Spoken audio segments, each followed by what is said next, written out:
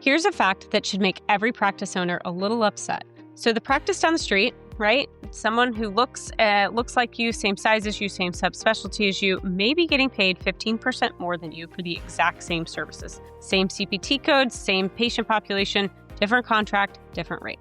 So for decades, payers have kept their negotiated rates basically a secret, right? And that gave them power. You couldn't prove you were being underpaid because you had no data. You just had to accept whatever they offered or walked away. Until now, that has all changed.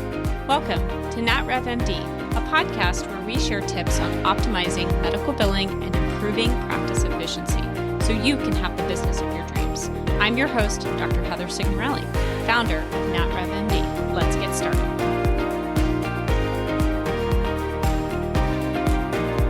So the federal transparency coverage rule basically forced every major insurance company to publish their negotiated rates. And for the first time in history, you can actually go and see what your competitors are being paid.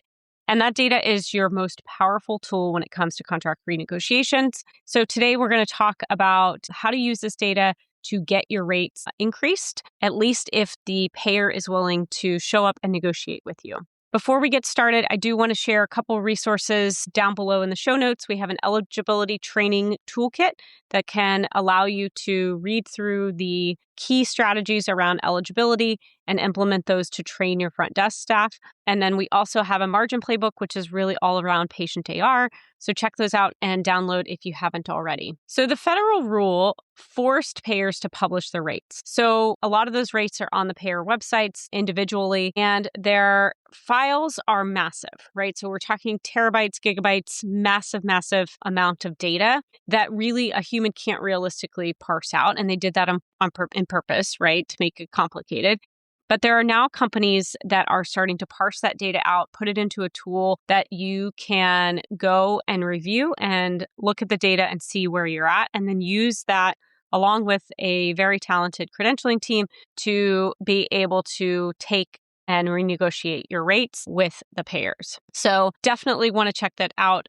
Again, there's a couple different tools that are out there. Our team is using one of them that we can access. We can search by CPT code. We can look at geographic area and then see exactly what other practices are being paid. And you can even limit it to like a specific county. You can limit it by size of the group, subspecialty, obviously. It is a complicated website, but once you kind of get the hang of it, you can start downloading and seeing, okay, where do you fall in a span of 40 groups locally near you for a 99214 for Aetna or for Cigna or for United Healthcare. It's really a really cool, neat tool. And so today we're going to talk through kind of how you can use that type of data in order to renegotiation rates. So obviously step one is going to be getting access to the data. Again, there are credentialing teams out there that have access or who can go and pay access. Groups can also pay to get access to this. And so once you have the data, you can then use that to help streamline your renegotiations, which we'll talk through.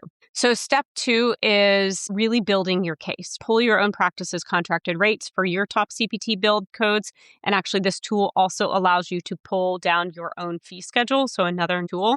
And then you can compare that against the other practices, right? Using your zip code, your county for that same payer for those same CPT codes and kind of see where you're at, right? Are you in the 25th percentile, 50th percentile, 75th, et cetera? And then you can pull out hospital-owned groups. You can pull out clinically integrated networks and compare kind of what all of those different types of groups are getting paid. Now, obviously, those organizations are going to have higher volume, leverage to negotiate higher rates. And so you can pull those out so you're not having that skew the numbers. So you can look at groups that are kind of closer to your size. One thing that I can't see in here is how long a group has had the rates, at least not to my knowledge, that's not there.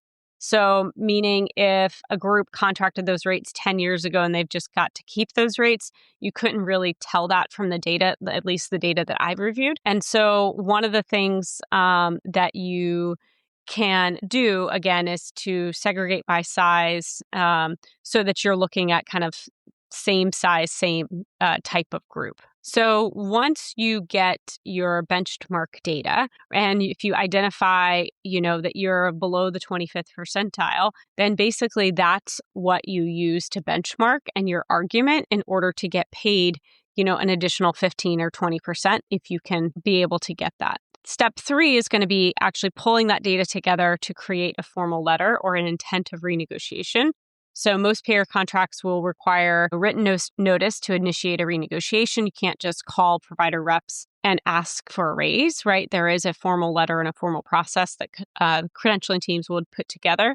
And obviously, you want to make sure that you're in your renegotiation period, right? So if it's a brand new contract, you're probably not going to be able to be successful in renegotiation. But if you've not renegotiated and it's been 3 or 4 years, that's probably the right time to start having those discussions. Not to say that you couldn't do it sooner, you just may not be as successful. So in that letter, you really want to show the payer that you are being reimbursed below the market rate for your area and that it is a professional evidence-based business proposal. So really calling out things like your quality metrics, the number of patients that you serve within their membership, the volume of CPTs, just some of that detailed information so that the payer knows, okay, I am going to pay attention to them because I don't want them to walk. Because if they did walk, we'd be losing, a physician to cover our patients.